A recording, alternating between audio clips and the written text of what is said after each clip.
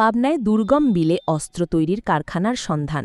অস্ত্র তৈরির বিপুল সরঞ্জামসহ আটক ২। অস্ত্র তৈরির বিপুল সরঞ্জাম উদ্ধার। পাবনা প্রতিনিধির পাঠানো তথ্যচিত্রে দেখুন বিস্তারিত।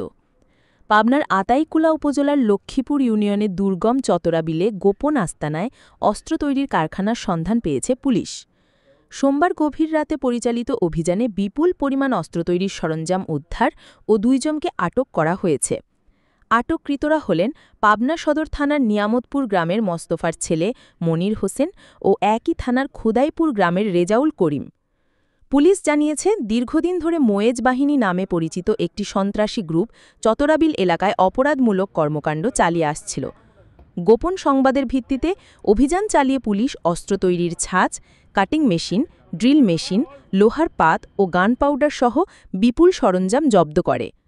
আটক ব্যক্তিরা প্রাথমিক জিজ্ঞাসাবাদে স্বীকার করেছে, স্থানীয়ভাবে ডাকাতি ও চাঁদাবাজির উদ্দেশ্যে এসব অস্ত্র তৈরি হচ্ছিল।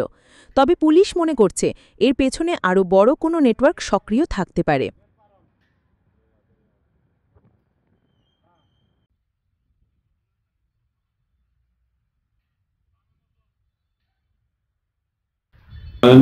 গতকালকে গোপন সংবাদের ভিত্তিতে আতাইকুলা থানা পুলিশ এবং ডিবি পুলিশের যৌথ অভিযানে এবং পাবনা জেলা পুলিশ সুপার মহোদয়ের নির্দেশনায় একটি লক্ষ্মীপুর ইউনিয়নের চতরাবিলে একটি অভিযান পরিচালিত হয়।